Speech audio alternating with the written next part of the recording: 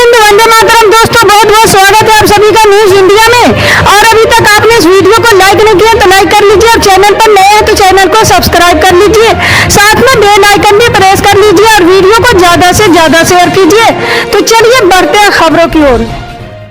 आपको बता दें कि झारखंड के देवघर जिले में प्रधानमंत्री नरेंद्र मोदी के मंगलवार को होने वाले दौरे को लेकर तैयारियां चल रही है, जहां वो एक हवाई अड्डे सहित कई परियोजनाओं का उद्घाटन करने वाले हैं। ये जानकारी अधिकारियों ने दी है। पुलिस के एक वरिष्ठ अधिकारी ने बताया कि पीएम मोदी नई परियोजनाओं की आधारशिला रखेंगे और 11.5 किलोमीटर लंबे रोड शो में हिस्सा लेंगे।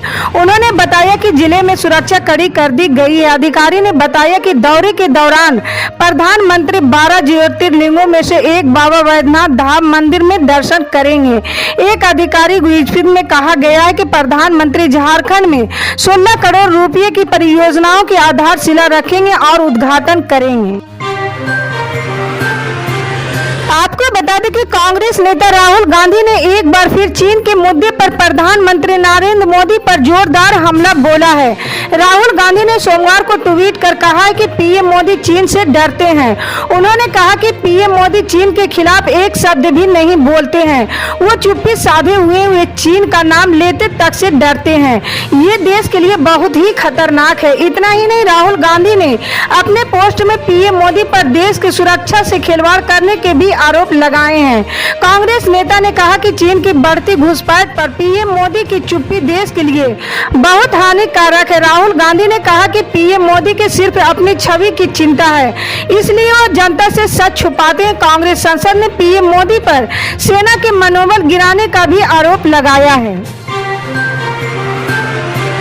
आपको बता दें कि मध्य प्रदेश में नगरीय निकाय चुनाव के दूसरे चरण का प्रचार सोमवार शाम 5 बजे थम गया है। बुधवार को सुबह 7 से शाम 5 बजे तक मतदान कराया जाएगा। इसके लिए 6,280 मतदान केंद्र बनाए गए हैं।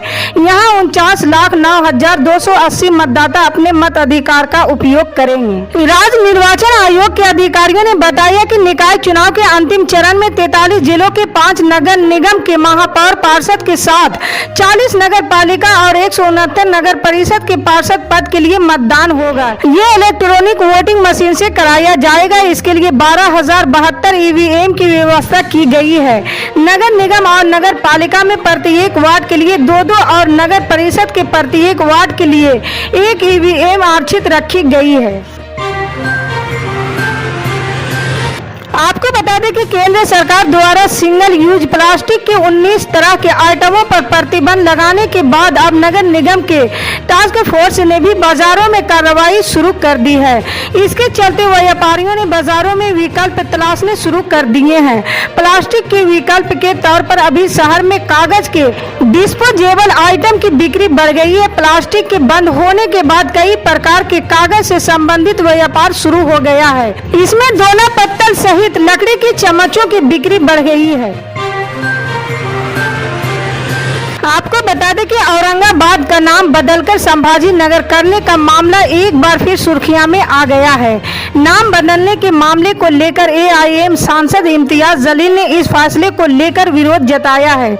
जलील ने कहा कि औरंगाबाद का नाम बदलने से सरकार पर करीब 1,000 करोड़ रुपए का अतिरिक्त बोझ पड़ेगा। उन्होंने ये भी कहा है कि ये सिर्फ सरकारी विभाग के दस्तावेजों को बदलने के लिए आम लोगों को कई हजार करोड़ के बोझ से गुजरना पड़ रहा है। आपको बता दें कि गोवा कांग्रेस में शुरू हुआ संकट थमा नहीं है। इस बीच पार्टी के प्रदेश प्रभारी ने सत्तारूढ़ भारतीय जनता पार्टी पर निशाना साधा है और इसे फ्लॉप ऑपरेशन कमल बताया है। साथ ही उन्होंने पूर्व सीएम और कांग्रेस नेता दिवंगत कामत पर भी बड़े आरोप लगाए हैं। रविवार को पार्टी के बड़े नेता संपर्क से बाहर हो गए थे। इसके बाद अटकलें लगाई जाने लगी थी कि वे दल बदल सकते हैं। न्यूज 18 से बातचीत में राव ने कहा, हमें पता है कि हमारे वफादार लोग कौन है और दल बदलू कौन है। उन्होंने कहा कि भाजपा ने एक और कोशिश की लेकिन बुरी तरह असफल हो गई है। उन्होंने कहा, दबाव के बावजूद हमारे युवा और पहली बार के विधायक साथ हैं। ये साजिश 1 महीने से चल रही थी लेकिन हमारे विधायक अपने आप ही जमे रहे। आपको बता दें कि देश के पश्चिमी और पूर्वी राज्यों में लगातार बारिश का दौर जारी है, लेकिन दिल्ली, यूपी और हरियाणा जैसे उत्तर भारत के राज्य लगातार गर्मी का कहर झेल रहे हैं।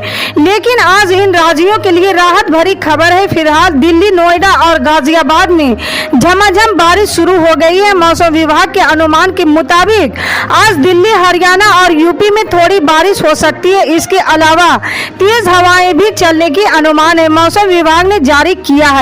इससे तापमान में बड़ी गिरावट देखने को मिल सकती है, जिससे गर्मी से निजात मिलेगी। राष्ट्रपति चुनाव में शिवसेना ने एनडीए की प्रत्याशी द्रौपदी मुर्मू का समर्थन करने का ऐलान किया है। पार्टी के सीनियर नेता संजय राउत ने ये जानकारी देते हुए कहा है कि इसका मतलब भाजपा का समर्थन करना नहीं है। हम आदिवासी नेता के नाम पर द्रौपदी मुर्मू का समर्थन कर रहे हैं। इसके अलावा जनभावन का ख्याल रखते हुए भी ये फैसला लिया गया है। मीडिया से बातचीत में संजय राउत ने कहा कि द्रौपदी मुर्मू का समर्थन शिवसेना इसलिए कर रही है क्योंकि जनभावना उनके साथ है। इसके साथ ही उन्होंने संयुक्त विपक्ष के उम्मीदवार यशवंत सिन्हा को लेकर कहा है कि हमारी सद्भावना उनके साथ है। बता दें कि विपक्ष के उम्मीदवार को लेकर जब मीटिंग हुई थी तब उसमें शिवसेना ने भी हिस्सा लिया था, लेकिन अब उसका रुख विपक्षी एकता को भी एक झटके जैसा है। संजय राउत ने कहा कि उद्धव ठाकरे ने कल हुई सांसदों की मीटिंग में कहा है कि देश में राष्ट्रपति चुनाव को लेकर अलग अलग मत है, लेकिन द्रौपदी मुर्मू देश की पहली आदिवासी कैंडिडेट हैं। मीडिया से बातचीत में संजय राउत ने कहा कि द्रौपदी मुर्मू का समर्थन शिवसेना इसलिए कर रही है क्योंकि जनभावना उनके साथ है। इसके साथ ही उन्होंने संयुक्त विपक्ष के उम्मीदवार यशवंत सिन्हा को लेकर कहा कि हमारी सद्भावना उनके साथ है। बता दें कि विपक्ष के उम्मीदवार को लेकर जब मीटिंग हुई थी तब उसमें शिवसेना ने भी हिस्सा लिया था, लेकिन अब उसका रुख विपक्षी एकता को भी एक झटके जैसा है। संजय राउत ने कहा कि उद्धव ठाकरे ने कल हुई सांसदों की मीटिंग में कहा कि देश में राष्ट्रपति चुनाव को लेकर अलग अलग मत है, लेकिन द्रौपदी मुर्मू देश की पहली आदिवासी कैंडिडेट हैं। इसी तरह की पल पल के अपडेट जानने के लिए जुड़े रहे हमारे न्यूज इंडिया के साथ। मिलते हैं अगली बड़ी खबर में, तब तक के लिए जय हिंद।